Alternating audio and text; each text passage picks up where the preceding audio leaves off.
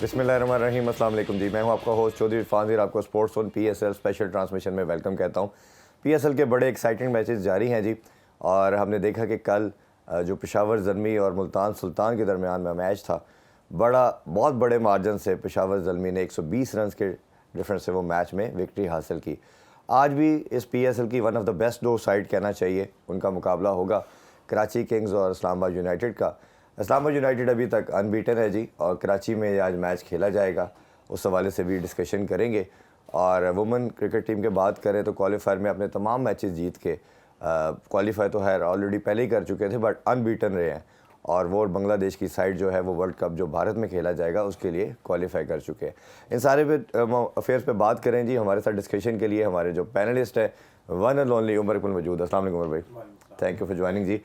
उमर भाई, थोड़ा सा अगर हम जब बात करें टीमों के हवाले से तो पॉइंट टेबल की तरफ बढ़ते हैं। पॉइंट टेबल पे एक दफ़ा देख लेते हैं जी स्टैंडिंग्स तमाम टीम की। जिस तरह हमने जिक्र किया कि इस्लामाबाद यूनाइटेड जो है वो टॉप पे है, 3 मैच खेले हैं, तीनों जीते हैं, उन्होंने 6 पॉइंट हैं। लाहौर कलंदर की बात करें तो 2 मैच जीते हैं, 3 में से 1 हारे हैं और उनके 4 पॉइंट हैं। इसी तरह कराची किंग जो है वो भी 2 मैच जीते 1 हारे हैं, उनके 4 पॉइंट हैं। ग्लैडिएटर 1 मैच जीते 2 हारे हैं और उनके 2 पॉइंट हैं। ज़ल्मी भी कल विक्ट्री के बाद पॉइंट टेबल में अब 5वें नंबर पे है। और मुल्तान सुल्तान जो 4 सीज़न में one of the best side थी, हमेशा फाइनल खेलती रही हैं, वो इस दफ़ा कोई मैच नहीं जीत पाई। तो पहले कल वाले मैच का थोड़ा हम जिक्र करना चाहेंगे। क्या आपको लगता है कि मुल्तान सुल्तान किन एरियाज़ में लैग कर है इस दफ़ा? क्या सिलेक्शन उनकी गलत हुई है, कोई गेम प्लानिंग का मसला है, या आपको लगता है टीम जेलिन ही नहीं हो पा रही? नहीं, देखें, उन्होंने पिक तो बड़े अच्छे किए हैं, लेकिन वो थोड़ा सा अगर लैग कर रहे हैं तो वो फील्डिंग में लैग कर रहे हैं। ठीक। जैसा कि आपको पता है कि कल जो मैच हुआ उन्होंने कितने कैचेस ड्रॉप किए हैं और उसके बाद इतना पेशावर को टोटल मिला। जैसे उन्होंने ऊपर से आउट किए थे पेशावर के, तो मेरा ख्याल है कि उनको वापस आने नहीं देना चाहिए था मुल्तान को, लेकिन उन्होंने कैच इतने ड्रॉप किए हैं, इतने चांस अगर आप देंगे तो फिर ऑटोमेटिकली इतना स्कोर तो होगा फिर। अच्छा, थोड़ा उनकी बॉलिंग की भी बात करें तो जिस तरह हमने पहले भी जिक्र किया था कि इस दफ़ा बॉलिंग में वो स्पार्क नज़र नहीं आ रहा। हर पीएसएल के अंदर देखते हैं कि उनके टॉप 2 उनके बॉलर होते हैं। लास्ट टाइम भी पिछले सीज़न में सानुल्लाह थे, फिर लास्ट सीज़न में मोहम्मद अली ने भी इनकी तरफ से रिप्रेजेंटेशन किया अपनी, और उसामा मीर दोनों हाईएस्ट विकेट टेकर थे। बट इस दफ़ा दोनों जी धानी भी उससे पहले थे।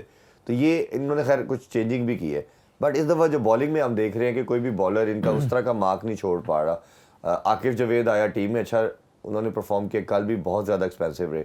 तो क्या लगता है कि बॉलिंग में क्या प्रॉब्लम आ रहा है कि ये जो एक बाकी टीम अच्छा कर रही है ये इनके बॉलर नहीं कर पा रहे? देखिए इरफान भाई, बॉलर तभी परफॉर्म कर सकता है जब फील्डर उसका साथ दें। बिल्कुल। बॉलर तो अपना पूरा 100% दे रहा है, वो सीन क्रिएट कर रहा है, बैट्समैनों को गलती करने का मौका दे रहा है, और फील्डर उसका फ़ायदा ना उठाएं तो फिर उधर बॉलर क्या कर सकता है? फिर उसके उसके इर्द गिर्द पूरी टीम भी स्ट्रगल करेगी, फिर कप्तान भी स्ट्रगल करेगा, फिर कप्तान को भी नहीं पता चलेगा कि यार मैं कौन सा फील्डर कहाँ पे छुपाऊं। जी। अगर कोई फील्डर अच्छा होगा तो फिर वो उसको अच्छी पोजीशन पे खड़ा करेगा। तो मेरे ख्याल है जितने कैचेस ड्रॉप हुए हैं, अब वो कैचेस ड्रॉप जिन्होंने किए हैं वो माशाल्लाह रिसेंटली पाकिस्तान खेल के आए हैं, और वो अगर ऐसे कैच ड्रॉप करेंगे सीधे कैचेस तो फिर क्या होगा? मुझे आप खुद बताएं। बॉलर तो अपना 100% दे रहे भी जाता हैं, ना या तो हो ना कि बॉलर अगर शुरू में ही मार खा रहे हो, शुरू में तो उन्होंने 2 आउट कर दिए थे, उसके बाद उन्होंने फिर एक प्लान वो लिया था उन्होंने रिजवान से, तो उन्होंने उसके मुताबिक बॉलिंग की, कैच आया, कैच छोड़ दिया। वो कितने कैच उन्होंने निकाले हैं बैट्समैनों से, लेकिन फील्डरों ने साथ ही नहीं दिया। जब तक टीम के साथ फील्डर नहीं जुड़ेंगे, कभी भी बॉलर कभी भी कामयाब नहीं होगा। वो कहते हैं ना जी, इसीलिए क्रिकेट के अंदर के कैचेस विन मैचेस। अच्छा, थोड़ा सा ज़ल्मी के बारे से बात करें तो बहुत ज़्यादा प्रेशर ज़ल्मी की टीम के ऊपर भी था, मैनेजमेंट पे भी था, और सबसे ज़्यादा बाबर आजम पे था। अब बाबर आजम की अगर पहले बात कर लें फिर उनकी टीम की बात करते हैं, तो बाबर आजम का हमने देखा कि मैं obviously as a cricket analyst के तौर पे या एंकर के तौर पे हमें हर चीज़ पे नज़र रखना पड़ती है।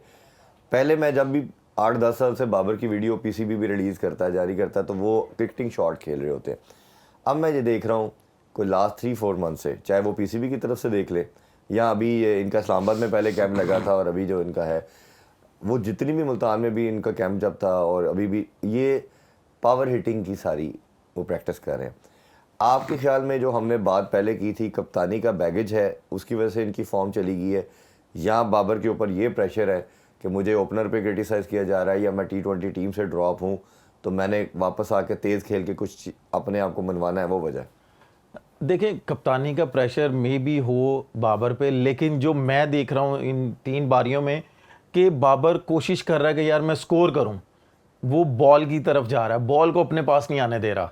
नॉर्मली उसकी जितनी आप इनिंग्सें उठा के देख लें तो वो बॉल को अपने पास आने दे रहा था और बॉल को ट्राई कर रहा था कि मैं उसको 3 जगह खेल सकता हूँ, क्रिकेटिंग शॉट वो खेल रहा था। लेकिन आप उसकी 3 इनिंग्सें उठा के देख लें कि वो बॉल की तरफ जा रहा है, कि बैट उसका बहुत ज़्यादा आगे जा रहा है और पैड और बैट के दरमियान बहुत ज़्यादा गैप है, इसकी वजह से वो स्ट्रगल कर रहा है। अगर बॉल को अपने पास आने देगा तो मेरा ख्याल है कि वो थोड़ा सा टाइम ले ले, जैसे वो लेता हुआ आ रहा है, थोड़ा सा टाइम लेगा, जब स्कोर होगा तो फिर पेशावर ये जो मैंने पॉइंट कहा, आपको लगता है कि वो पावर हिटिंग का जो एक कॉन्सेप्ट को बनाना चाह रहा है या बड़ी शॉट्स खेलने के चक्कर में स्ट्रगल कर रहे हैं? नहीं, देखिए, पावर हिटिंग जो माशाल्लाह हमारे पीसीबी के कोचों ने एक कॉन्सेप्ट निकाला हुआ है कि भाई पावर हिटिंग तभी होती है जब आप विकेट पे स्टे करेंगे। अब आप स्टार्टिंग में जाके पावर हिटिंग शुरू कर देंगे 1-2 बॉलों पे, तो फिर उस चीज़ का क्या फ़ायदा होगा? एक बाउंड्री लगेगी, 2 बाउंड्री लगेंगी, तीसरी बॉल पे आप बाहर आ जाएंगे। जब तक आप विकेट पे नहीं रहेंगे, विकेट को जज नहीं करेंगे कि भाई इधर मैंने कौन से शॉट खेलने हैं, कौन से नहीं खेलने हैं, तो मैं तो बस यही एडवाइस करूंगा बाबर को कि बॉल को अपने पास आने दे, थोड़ा सा टाइम ले ले, 1-2 मैच में टाइम ले ले। अब जिस तरह का उन्होंने मैच विन किया है, अगर 2 मैचों में वो अगर टाइम ले लेगा, साइम अयूब उसके साथ है, वो सर्कल यूटिलाइज कर लेगा। जो नंबर 3 पे हारिस आते हैं या वो उनके वो आते हैं, वो भी यूटिलाइज कर लेंगे। बाबर अगर 5-6 ओवर ले लेगा, कोई इसमें फर्क नहीं पड़ेगा पेशावर को। और मेरा ख्याल है कि बाबर की जो यूनिकनेस है वो यही है कि वो मेरिट पे बॉल को खेलते हैं। अगर वो अपनी 30 साल की एज के अंदर अपनी गेम को चेंज करना चाहेंगे, रादर दैन कि जो हमने चैंपियन ट्रॉफी में भी जिक्र कर रहे थे कि आप सिंगल डबल पे ज़्यादा एम्फोसाइज करें, तो तब भी आपका स्ट्राइक रेट ऊपर चला जाता है। तो ये मेरा ख्याल है आप बाबर को इस एज में किसी ने क्या बताना है, वो खुद माशाल्लाह। नहीं, देखें, क्रिकेट जो भी है ना, क्रिकेट जब भी आप खेलना चाहते हैं या सीखना चाहते हैं ना, तो वो आप ऑब्वियसली वो आपको होता है कि ये हमने किन किन चीज़ों में लेके चलना है। अच्छा, एक और बड़ी इंपॉर्टेंट चीज़ है जिसमें मैं आपसे ज़रूर ओपिनियन लेना चाहूँगा, और इस पे ना मैंने प्रॉपर सर्वे किया। वो सर्वे ये था कि सऊद शकील की जो इनिंग्स थी, जो हमने कल बात की कि ये एक ऐसी अब्सर्ड किस्म की, या मैं तो उसे कहता हूँ कि वो क्राइम ही इसे कहना चाहिए कि आप पहली बॉल से लेकर 20वीं बॉल तक खेले और आपने 40 बॉल पे 33 किया। तो मैंने फिर यार उस पर जितनी रिसर्च कर सकता था की। उन्होंने कहा जी T20 की किसी भी लेवल के ऊपर क्रिकेट के अंदर अभी कभी ऐसा नहीं देखा गया कि किसी ओपनर ने पहली बॉल से स्टार्ट किया हो और वो 20 ओवर तक रहा हो, उसने 50 ना बनाई हो। ये सऊद शकील ने ये एक मार्का सर अंजाम दिया, यानी कि एक रिकॉर्ड बना दिया उन्होंने कि वो पहली बॉल से लेके 20वीं बॉल तक विकेट पे मौजूद रहे और वो 50 नहीं बना पाए, 33। तो ये जो दूसरी तरफ हम बात कर रहे हैं, ये कितना खतरनाक है, ये डेंजरस है पाकिस्तानी क्रिकेट के लिए माइंडसेट कि अपने रन्स बनाएं, अपनी एवरेज को सोचें, उसी पे फोकस करें। देखें, ये तो सोचना चाहिए हमारी मैनेजमेंट को, कोचिंग स्टाफ को सोचना चाहिए, चीफ सेलेक्टरों को सोचना चाहिए, मेंटोरों को सोचना चाहिए कि भाई ये प्लेयर क्या चाह रहा है। अगर ये प्लेयर अपने लिए चाह रहा है तो फिर उसका तो कोई फ़ायदा नहीं है पाकिस्तान में। अगर वो पाकिस्तान के लिए अगर 10 स्कोर भी कर रहा है और टीम जीत रही है, तभी उस चीज़ का फ़ायदा है। और जैसे आपने पहले बात की कि बाबर को कौन सिखाए, देखिए क्रिकेट एक ऐसी चीज़ है, वो जिस मर्जी एज में चले जाए ना प्लेयर, जिस मर्जी एज में चले जाए, अगर वो थोड़ा सा उसका कॉन्फिडेंस शेक होता है तो उसको सीखने का अगर मौका मिलता है, या उसको थ्रो डाउन्स करवाने वाला कोई बता रहा है कि यार अगर आपका बैट जल्दी आ रहा है तो उसको थोड़ा सा कंट्रोल करोगे, तो इसमें कोई बुरी बात नहीं है। अगर बाबर ये कर लेगा तो मेरा ख्याल है कि बाबर दोबारा मैं इस कॉन्टेक्स्ट में बात कर रहा था कि उनको, मुझे लगता है कि ये प्रेशर उनके ऊपर बिल्ड हो गया कि तेज़ खेलने वाला, वो तेज़ खेलने के प्रेशर में जो प्रैक्टिसेस भी नज़र आ रही हैं, उनकी जितनी वीडियोस भी जारी की जा रही है ज़ल्मी की तरफ से भी, पाकिस्तान क्रिकेट टीम की तरफ से, वो सब छक्कों की है। यानी कि उनकी पहले आती थी 8-9 साल मैं देखता रहा हूँ कि क्रिकेटिंग शॉट्स की आती थी, अगर इधर बॉल आया तो वो है। अब जितनी उनकी शॉट्स आती हैं, वीडियोस आती हैं, वो छक्कों की तरफ। मेरे ख्याल अगर आप उसकी वो सारी इनिंग्सें देख लेना, वो शुरू में जाके टाइम लेता था, क्रिकेटिंग शॉट खेलता था, उसके बाद वो पावर हिटिंग पे जाता था। तो अभी भी जो इसकी गेम है ये उस पे रहे, इसमें कोई बुरी बात नहीं है। अगर वो इस तरह परफॉर्म कर सकता है, हमने तो परफॉर्मेंस देखनी है, और परफॉर्मेंस के दौरान अगर वो जितना स्कोर भी करता है, अगर टीम जीतेगी तब इस चीज़ का मज़ा है। तो ये बाबर को सोचना चाहिए और उस पर काम करना चाहिए कि यार अगर मैंने 70 कर लिया, 80 कर लिया, 100 कर लिया, टीम नहीं जीत रही तो ये नुकसान है। अगर बाबर को ये सोच ले बाबर कि यार अगर मैंने 50 कर लिया, 40 कर लिया तो टीम जीत रही है, तो ये उसका प्लस पॉइंट होगा। तो अगर इस तरह का अगर वो इस तरह की प्रैक्टिस करेगा तो उसके लिए ज़्यादा फायदेमंद है। बिल्कुल। और ये अप्रोच की हमने बारहा बात की है कि आपके वो 30-40 रन उस सेंचुरी से बेहतर हैं जिससे आपकी टीम जीती है। अच्छा, ये एक डिबेट हमने शायद पहले भी की थी, एक दफ़ा फिर थोड़ा सा इस पर बात ज़रूर करना चाहेंगे, चाहे वो लीग क्रिकेट है या इंटरनेशनल है। रिजवान बाबर को ड्रॉप करने की भी जो मेरे पास इंफॉर्मेशन है वो यही है कि जब से ये 3-4 साल से ओपन कर रहे थे और जितने भी हमारे दूसरे लड़के थे जो 7-8 लड़के ट्राई किए, जिसमें आसिफ अली भी आता है, खुशदिल भी आता है, इफ्तिखार है, हैदर अली है, इन सारे लड़कों से जब भी किसी की बात हुई इन्होंने कहा यार 80-90% तो ये बॉल्स खेल लेते हैं, हमें जाके ड्रेसिंग रूम में आवाज़ देते हैं 8 बॉलों पे 30 करके आए, 10 पे 35 करके आए, ये कैसे हो सकता है। और फिर जब हम फ्लॉप होते हैं तो हमें टीम से बाहर कर दी जाता है, ये स्लॉट इन्हीं दोनों के पास है। तो आप इस कॉन्सेप्ट को कैसे देखते हैं? इरफान भाई, पहले तो मैं आपसे ये इसी का एक क्वेश्चन लेना चाहूँगा कि ये इन्होंने किन को बातें कही हैं? डिफरेंट लोगों को, प्लेयर्स को भी कही हैं, प्लेयर्स को भी कही हैं। अगर माशाल्लाह ये इतनी क्रिकेट खेली है इन्होंने, तो अगर इनमें अगर ये सच्चे लोग हैं तो ये सामने आके बात करें कि भाई हमें कप्तान से बात करें, कोई से बात करें, सच्ची बात करके वो टीम से बाहर हो जाए। अभी नहीं, देखें जैसे आपने बोला है ना कि जी वो 80-90% वो बॉल खेल लेते हैं, तो भाई आप टीम के मेंबर हो, प्लेइंग 11 के आप हिस्से हो, आपने इतनी क्रिकेट खेल ली है, 3-3 साल आप टीम के साथ हो, तो आप एक तमीज़ के दायरे में रह के कप्तान से बात करो, कोई से बात करो कि भाई ये कहाँ की क्रिकेट हम लोग खेल रहे हैं, दुनिया की क्रिकेट कहाँ पे चली हुई है और हम लोग क्या खेल रहे हैं। और एंड ऑफ द डे आप हमें कह रहे हैं जी 8 बॉलों पे 40 करें या 8 बॉलों पे 20 करें, ये कैसे हो सकता है? ये इंटरनेशनल क्रिकेट है भाई, ये क्लब क्रिकेट नहीं है। अगर आप ये चाह रहे हैं तो भाई आप फिर आप ऊपर से तो तेज खेलो, फिर इस तरह भी आर्गुमेंट्स कर सकते हैं प्लेयर्स कप्तान के साथ, सीनियर प्लेयर्स के साथ, तो ये इनको करना चाहिए। मेरा ख्याल है वो जितनी कैपेसिटी में शायद करते भी होंगे, वो कहा जब सारी अथॉरिटी कप्तान को मिल जाएगी, उमर भाई, जब सारी अथॉरिटी आपको पता चल जाएगा, आपका चेयरमैन ही आपको कह देता है कि सारी टीम सिलेक्शन सब कुछ कप्तान के हाथ में है, तो किस बेचारे के अंदर जरूरत होगी कि वो बात करके और बाद में फिर उसको कभी जो खेलना भी है थोड़ा बहुत वो ना खेल पाए। तो ये मेरा ख्याल है जो हम अब्यूज़ ऑफ पावर की बात करते हैं कि आपने पावर इतनी देनी है किसी बंदे को कि वो उसका एक्सेसिव यूज़ ना कर पाए। अच्छा, थोड़ा वापस दोबारा ज़ल्मी पे बात करते हैं। ज़ल्मी ने कल तमाम बॉक्सेस को टेक किया, आल्दो के दोनों ओपनर जल्दी आउट हो गए, फिर कैडमोर की बड़ी शानदार परफॉर्मेंस, हारिस नोक कर रहा है, अब वो पाकिस्तान में खासतौर खेलने के बाद हर मैच में 40-45 कर रहा है। ये भी एक डिबेटेबल बात है कि उधर ओपनर के तौर पर खेलता रहे, ये इनको तीसरे और चौथे नंबर पर अब ज़ल्मी भेज रहे हैं, बट फिर भी वो अच्छा परफॉर्म कर रहा है। तो ये और समद का मैं ज़रूर जानना चाहूँगा, जो नंबर पे बात की जाती है, इरफान खान ने और ये समद, दो ऐसे लड़के नज़र आए हैं जो छठे नंबर के कहा जाता है कि आइडियल प्लेयर है, तो उसकी इनिंग्स को कैसे देखते हैं आप?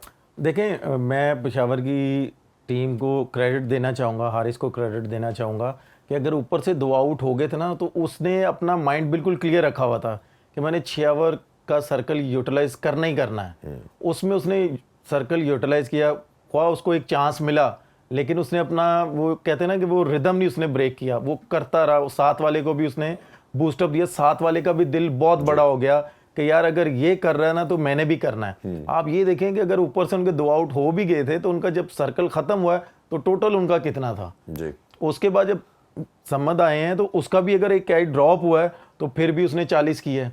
आप ये देखें कि हमारे जो पाकिस्तान के प्लेयर्स हैं, जो फॉरेनर प्लेयर्स हैं, मुल्तान सुल्तान ने तो मैच बना हुआ उनको उनकी प्लेट में रख दिया कि भाई इतने सीधे कैच तो कोई भी नहीं छोड़ सकता।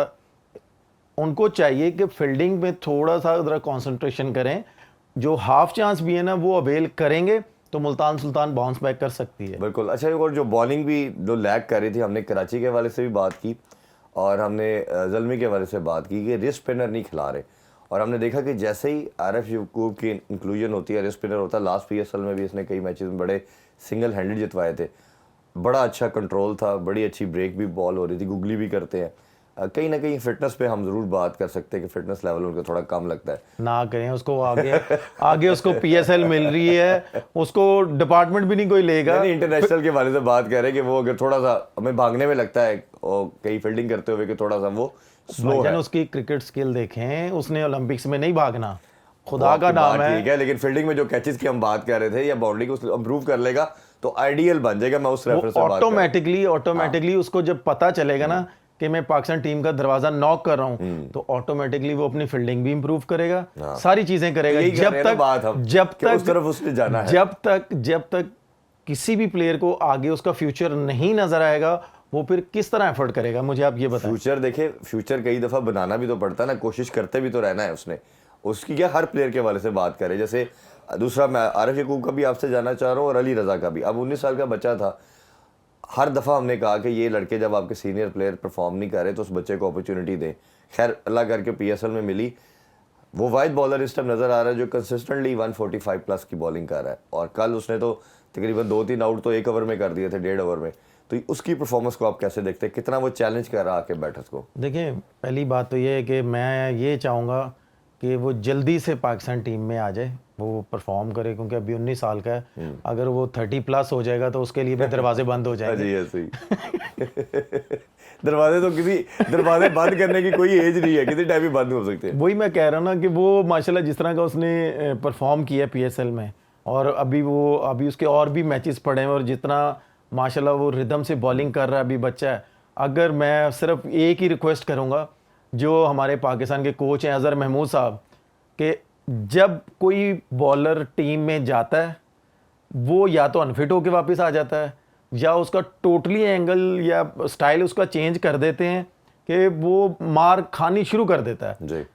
सिर्फ खुदा के लिए जिस एंगल में वो बॉल है, जिस रिदम में वो बॉलिंग कर रहा है, सिर्फ पाकिस्तान टीम में लड़कों को पुश करने की ज़रूरत होती है, उनको वहाँ पे सिखाने की ज़रूरत नहीं होती।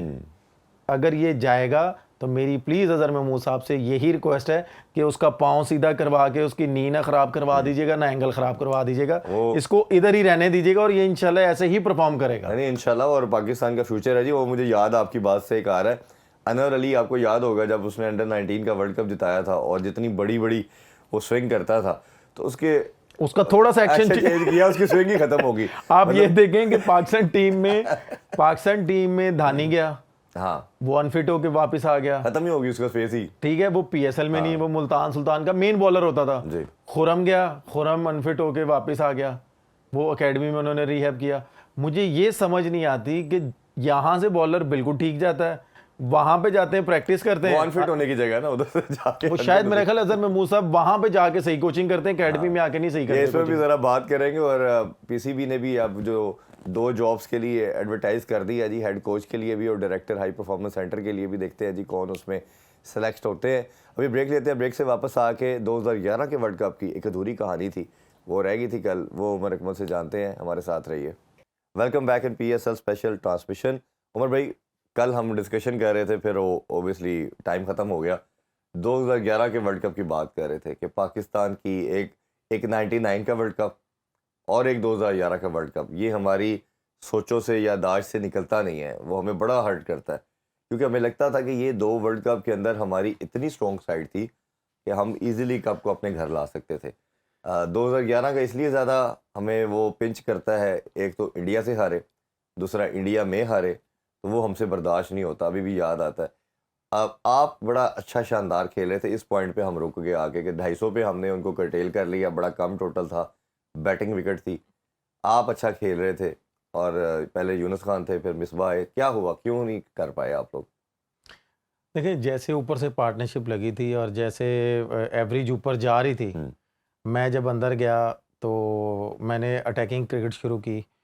तो जैसे मैंने बताया, वो मैं बात रिपीट नहीं करूंगा, लंबी हो जाएगी। नहीं, कर ले आप, कोई मसला नहीं। करे आप। नहीं, वो जैसे मैं अंदर जा रहा था तो आपको पता है जैम पैक स्टेडियम होता है, तो जैसे मैंने लेग स्टैम्प लिया तो आपको पता है क्राउड चीख रहा था, तो ज़मीन कांपने लगी, तो मैं हिल गया कि वाइब्रेशन फील हुई आपको? वाइब्रेशन सी हुई। मैंने कहा अल्लाह खैर ही करे से, मैंने दुरूद शरीफ पढ़ी, मैं कहा अल्लाह खैर करेगा, देखी जाएगी। जब जैसे ही युवराज आया है तो मैं बस शुरू हो गया कि नहीं, अब मैंने इसको छोड़ना नहीं है।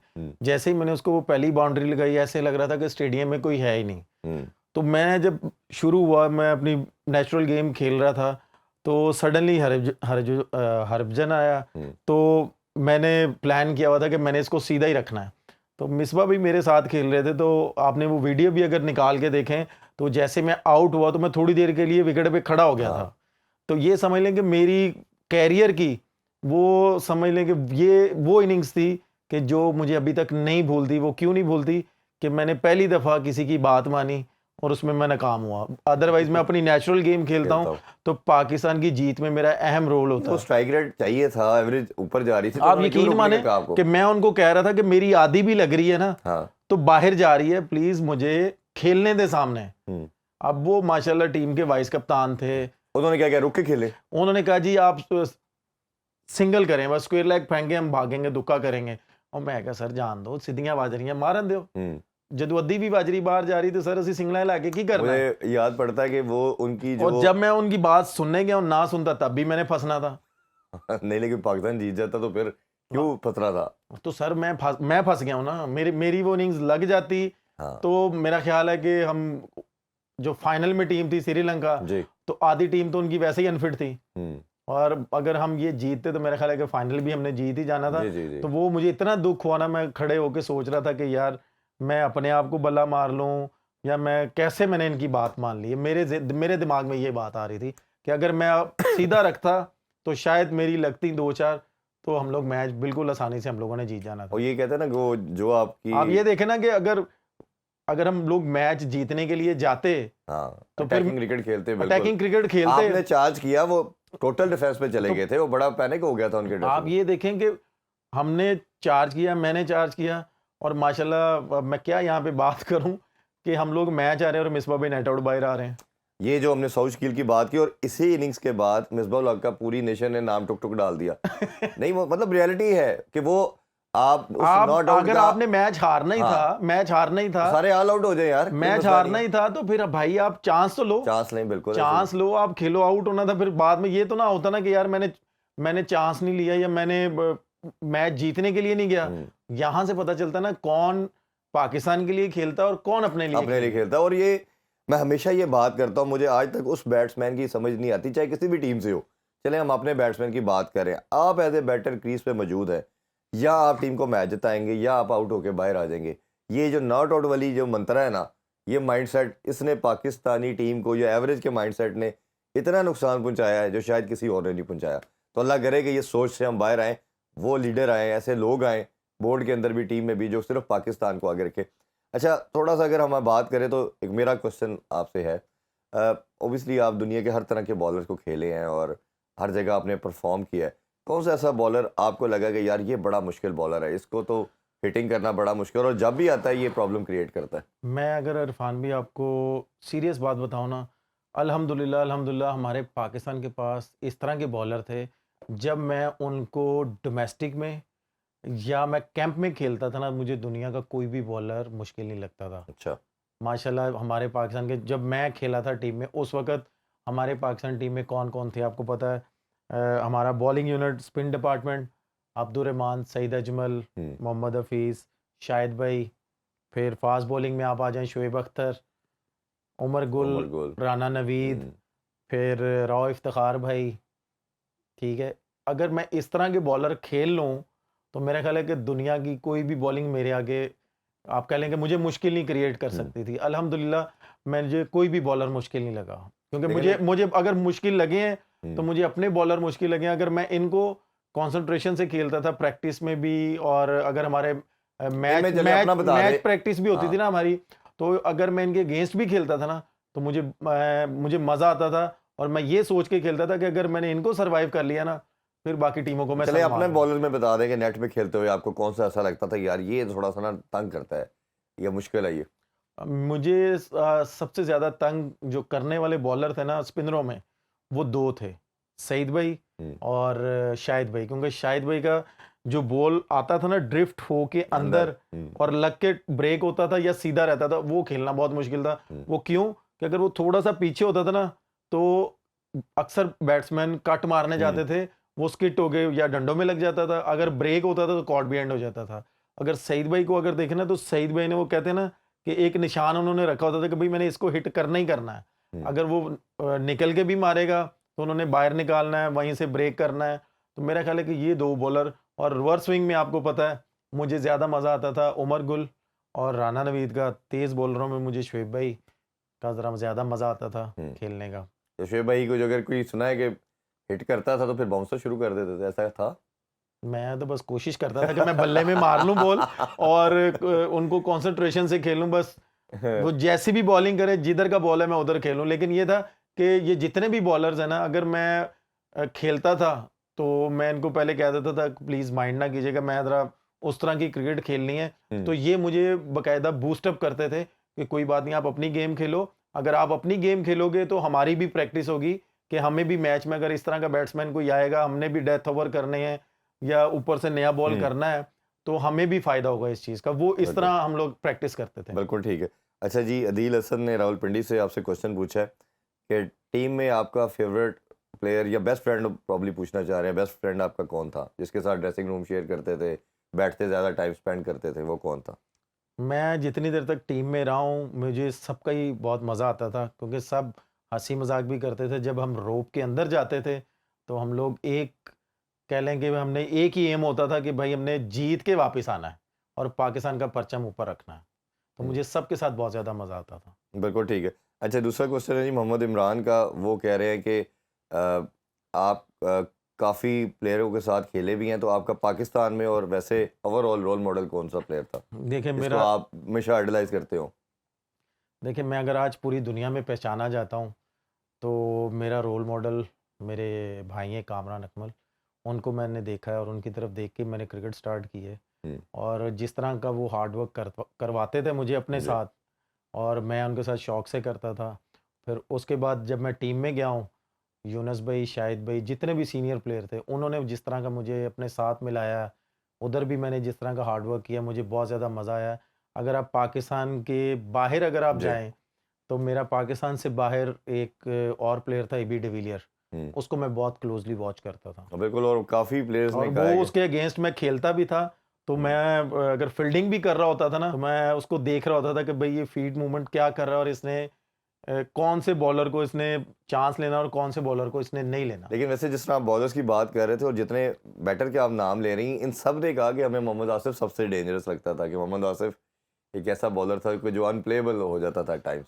देखिए आसिफ भाई को मैं खेला हूँ, मैं ये नहीं कह रहा, हुँ, लेकिन आसिफ भाई करवाते थे नया बॉल, वो हमारे ओपनर खेलते थे, हुँ, तो उन्होंने मुझे बड़ी कम बॉलिंग की है पुरानी, तो मैं कोशिश करता था कि मैं उनको भी खेलूँ। अब वो तो पूरी दुनिया को पता है कि आसिफ हाँ, आसिफ भाई क्या चीज़ थे। अगर वो आज होते तो मेरा ख्याल है वो भी क्रिकेट पे राज करते हो। बिल्कुल ऐसे ही। अभी ब्रेक की तरफ बढ़ते हैं जी, ब्रेक से वापस आके जो आज मैच खेला जाएगा, उस हवाले से डिस्कशन करेंगे। Stay with us. Welcome back in sports zone ji, हम बात कर रहे हैं पीएसएल के हवाले से। अच्छा, ये मैच के हवाले से बात करने से पहले आसिफ की बात आप कर रहे थे कि वो बहुत आउटस्टैंडिंग बॉलर पूरी दुनिया मानती है। उस हवाले से अगर आप बता रहे थे, वो प्लीज़ कंप्लीट कीजिएगा बात। देखिए आसिफ भाई आपको पता है one of the best bowler थे और मैं उनके साथ टेस्ट मैच खेल रहा था इंग्लैंड में। तो आपको पता है ना, इंग्लैंड की टीम अपनी कंडीशन में बड़ी स्ट्रांग टीम है। तो वो जब पीटरसन आता था ना, बस वो कहते थे भाई बॉल मुझे पकड़ा दो। हुँ, वो जैसे ही आप ये कह लें कि वो बॉलिंग के लिए आते थे आसिफ भाई, तो वो जान के ना एक बॉल फुल लेंथ फेंक देते थे। वो पीटरसन चौका मारता था या सिंगल करता था ना, या बल्ले में लगता था, तो मैं नॉर्मली सेकंड स्लिप में खड़ा हुँ, होता था, तो इमरान फरद फर्स्ट स्लिप में खड़े होते थे, कामी भाई आपको पता है कीपर खड़े होते थे। तो वो जब रनअप पे जाते थे ना, तो वहीं से आवाज़ देते थे, चलो भाई रेडी हो जाओ, मैं दाना सुटता है। हुँ, तो वो जब ये कहते थे ना, तो वो उस ओवर में पीटरसन को वो आउट करते थे, या तो वो लेग बिफोर कर देते थे, हाँ, तो या वो कॉर्ड बिहाइंड या कॉर्ड में कर स्लिपों में आउट हो जाता। तो ये हम कहते थे कि हम उनके प्यार से हम उनका नाम रखा हुआ था साहब बहादुर। मैं उनको कहता साहब बहादुर, पता नहीं या तो बैट्समैन पागल हो गए ने, तो हाँ, या तुसी चंगे हो गए हो। कहता तेरा की मतलब मैं बुरा बॉलर हाँ? मैं कहा नहीं हुँ। नहीं तुसी चंगे हो यार, तुसी आइए और मैच खेल लेने। तो इस उमर तरह भाई, का ये बताइए, ये जो सलमान बट का एज ए कैप्टन और आमिर आसिफ का जो एक ट्रायो था इन तीनों का बन के, ये पाकिस्तान, आप भी उसी टाइम थोड़ा पहले टीम में इन हुए थे और पाकिस्तान एक बड़ी ऐसी साइड नज़र आ रही थी कि ये दुनिया पे शायद अगले 8-10 साल राज करेगी। मतलब सारे यंगस्टर, उधर से टेस्ट में अजहर अली था, इधर से आप थे, बॉलिंग में ये सारा कॉम्बो, मतलब उधर से सईद अहमद स्पिन डिपार्टमेंट के अंदर, उधर सईद अजमल। सईद अजमल की बात कर रहा हूँ, फिर इधर से उमर गुल है, तो मतलब हर लिहाज से हर एरिया को पाकिस्तान कवर कर रहा था, कोई हमें वीक पॉइंट नज़र नहीं आता था। ये स्पॉट फिक्सिंग ने कितना पाकिस्तान को नुकसान पहुंचाया है? और एक तो मेरा ख्याल है जो 2009 का इंसिडेंट, जो पाकिस्तान से क्रिकेट दूर हुई, और उसी के वेरी नेक्स्ट ईयर ये था, कितना ये डैमेजिंग था हमारी क्रिकेट के लिए? देखें, इसमें मैं क्या बात कर सकता हूँ, आपको भी पता है, पूरी नेशन को पता है कि भाई कितना नुकसान हुआ है। अगर ये ना होता तो आज भी सलमान भाई पाकिस्तान टीम के कप्तान होते, नो डाउट। जिस तरह के वो प्लेयर बन चुके हुए थे। मैं इसमें डिटेल में बात ही नहीं करना चाहूँगा। वो क्यों नहीं करना चाहूँगा कि मैं था उस टूर पे, मैं ये नहीं कह रहा मैं नहीं था, लेकिन जो भी हुआ है इन्होंने किया है, ये जाने और पाकिस्तान क्रिकेट बोर्ड जाने। अगर इन्होंने किया है, इनको सजाएं हुई हैं, कुछ भी हुआ है। नहीं, मैं दूसरा पहलू ये पूछ रहा हूँ कि पाकिस्तानी क्रिकेट आपके ख्याल में जो अभी तक उठ नहीं पाई, उसी के इफेक्ट्स आ रहे हैं? नहीं, नहीं, उसके इफ़ेक्ट तो नहीं है पाकिस्तान में। उसके बाद भी देखें ना कि टीम कितनी ऊपर आई है। 2011 का वर्ल्ड कप है, फिर 12 का है, 14 का है, 15 का है, 16 का है, तो टीम तो बनी थी। लेकिन 16 के वर्ल्ड कप के बाद और 17 की चैंपियंस चैंपियंस ट्रॉफी ट्रॉफी के के बाद। मेरा ख्याल है उस तरह के प्लेयर नहीं आए। वो क्यों नहीं आए कि उस वक़्त टीम में जो प्लेयर सीनियर प्लेयर होते थे ना, वो काफ़ी मैचेस खेले होते थे और वो अपने यंगस्टर को साथ लेके चलते थे, और अगर कोई प्रेशर आता था तो वो सीनियर खुद अपने आप को अंदर फेंकता था, वो यंगस्टर को नहीं फेंकता था। तो 2017 के बाद मेरा ख्याल है कि क्रिकेट थोड़ी सी नीचे नीचे, थोड़ी सी नहीं, बहुत ज़्यादा बहुत नीचे नीचे आई आई है। है। तो मेरा ख्याल है कि जब ये सारा सीन हुआ था तो उसके बाद शायद भाई वनडे के कप्तान बने थे। तो ये समझ लें कि मैं जब आखिरी 10 ओवरों में बाउंड्रीज पे जाता था ना फील्डिंग करने, तो माशाल्लाह जितना भी क्राउड होता था ना, बड़े अच्छे लफ्ज़ों में याद करता था। नहीं, वो सब प्लेयर जितने भी आपके कोलीग थे वो बताते हैं कि वो 1.5-2 साल के जो पीरियड था उनके एज ए प्लेयर उनके लिए बड़ा बड़ा हार्टफुल था कि वो हर जगह पे वो ये क्रिटिसाइज तो हो रहा है, ये आवाज़ें तो लग रही हैं। ऑनेस्टली आपको बात बताऊं, ये बहुत हार्ड था। वो क्यों था कि टूर पे हमने जाना है, हमने 8 बजे कमरे में आए हैं, तो 8:30 बजे के बाद आप नहीं बाहर निकल सकते, हम्म। और 8:30 बजे के बाद आप एक से दूसरे कमरे में भी नहीं जा सकते। ओहो। ठीक है। और इस तरह की सिचुएशन थी कि हमने यहाँ से जाना है, तो जैसे होता है ना कि भाई एक मुलजिम को सज़ा हुई है तो उसने ये काम करना है। हम्म। सिर्फ़ उसको छूट उस वक़्त थी जब उसने ग्राउंड में जाना है। ओहो। जब होटल में आते थे तो तब ये बहुत ज़्यादा प्रॉब्लम होती थी कि बस होटल में आए हैं, यार अब क्या करें हम लोग? हम्म। गेम खेल ली, गाने सुन लिए, मूवीज़ हमने वो इतनी एक देख एक ली आप जो फ्रीडम थी जिस तरह कि आप, जो हाँ। फ्रेश माइंड हम हाँ। करते थे ना बाहर जाके, यार बाहर हमने खाना खा लिया है या हम बाहर चले गए हैं, कॉफ़ी पीने चले गए हैं, सारे प्लेयर मिलके या एक दो मिलके चले गए हैं, वो वाला जो 5 साल था ना, वो समझ लेंगे बहुत हमारे लिए, मेरे लिए बहुत मुश्किल था कि मैं बाहर जाता था, अकेला बाहर जाता था, खाना खाने जाता था, कॉफ़ी पीने चला जाता था, हम्म। तो मैं अपने आप को इस तरह फ्रेश करता था। लेकिन वो जो 5 साल थे वो बहुत मुश्किल थे। बिल्कुल ठीक है। थोड़ा सा मैच के वाले से बात करते हैं जी। आज जो है वो सांबा यूनाइटेड और कराची किंग का मैच होगा। अगर ओवरऑल देखा जाए तो 22 दफ़ा एक दूसरे के अगेंस्ट खेल चुके हैं। बड़ा इसमें डिफरेंट किस्म का स्टैट है जी। 16 दफ़ा जो है वो सांबा यूनाइटेड जीता है और सिर्फ 6 टाइम जो है वो कराची किंग जीता है। तो ये स्टैट्स हमें बताते हैं कि बड़े मार्जिन के साथ उनकी विक्ट्रीज का मार्जिन ज़्यादा है इस्लामा यूनाइटेड को, और इसीलिए हम कहते हैं कि 3 दफ़ा के वो चैंपियन भी हैं, अच्छी क्रिकेट खेल रहे हैं। बट कराची किंग इस दफ़ा थोड़ा सा वार्नर की कप्तानी में डिफरेंट नज़र आ रही है। सेकंड बेस्ट टीम कहना चाहिए मेरी नज़र में, तो वो नज़र आ रही है। आप आज के मुकाबले को कैसा देखते हैं और क्या अप्रोच होगी जो टीम टॉस जीतेगी बैटिंग या बॉलिंग के लिहाज से? कराची में देखिए, खेला जाएगा। आज का जो मैच होगा ना वो बहुत ही आउटस्टैंडिंग होगा। वो क्यों होगा? क्योंकि इस्लामाबाद यूनाइटेड लगातार 3 मैच जीती है और उन्होंने जैसी क्रिकेट खेली है, इसमें 2 राय नहीं है। उन्होंने बड़ी पॉजिटिव क्रिकेट खेली है, चाहे वो बैटिंग है, चाहे बॉलिंग है, चाहे फील्डिंग है, चाहे कप्तानी है। उन्होंने समझ लें कि उन्होंने बड़ी पॉजिटिव क्रिकेट खेली, जितनी तारीफ़ करें उतनी कम है। और दूसरी तरफ अगर हम कराची की टीम को देखें, तो कराची की टीम ने जिस तरह का मैच जीता है और जिस तरह आप ये कह लें कि जो तारीफ़ हम इस्लामाबाद की कर सकते हैं, मैं उसी तरह कराची की भी करूँगा। वो बिल्कुल क्यों ठीक। करूँगा कि जो कराची ने इस बार टीम पिक की है, वार्नर के आने से, और उन्होंने जिस तरह के ऑलराउंडर्स खिला रहे हैं, वो बैटिंग ऑलराउंडर, स्पिन ऑलराउंडर खिला रहे हैं वो, तो उन्होंने ये समझ लें कि एक पूरा पैकेज उन्होंने बनाया हुआ जी। है। और उनकी भी 8 से 9 तक बैटिंग है, इस्लामाबाद की भी 8 से 9 तक ऐसे बैटिंग ही। है। मैं इसलिए कह रहा हूँ कि जो भी अगर यहाँ पे टॉस जीतेगा ना, तो अगर वो पहले बैटिंग करेगा, तो उसको ज़्यादा फ़ायदा होगा, क्योंकि दोनों टीमें बड़ी हैं। जी। और कोई अगर अच्छा टोटल हो जाए 200 प्लस या 250 प्लस हो जाए, जो कि होना चाहिए, दोनों बड़ी टीमें हैं। बैटिंग विकेट भी है। अगर हो गया तो दूसरी टीम के लिए मुश्किल होगी, क्योंकि अगर तो ऊपर से एक दो विकेटें नहीं, गिर ये- गई हाँ तो फिर वो वाली करना उनके लिए मुश्किल हो मुश्किल जाएगा। होगा। हमने देखा भी अभी तक यही है कि जो टीम पहले खेल रही है एक्सेप्ट वन मैच वो चेस करना मुश्किल हुआ है। अभी आपसे ज़्यादा चाहेंगे जी उमर भाई, बहुत शुक्रिया आपके टाइम का। इंशाल्लाह कल दोबारा मिलते हैं आप लोगों से। अपना ख्याल रखिए, पीएसएल एंजॉय कीजिए, कराची वालों स्टेडियम भी ज़रूर जाएं और मैच को देखें, अपनी टीम को सपोर्ट करें। आपसे ज़्यादा चाहते हैं। अल्लाह हाफिज़, पाकिस्तान जिंदाबाद।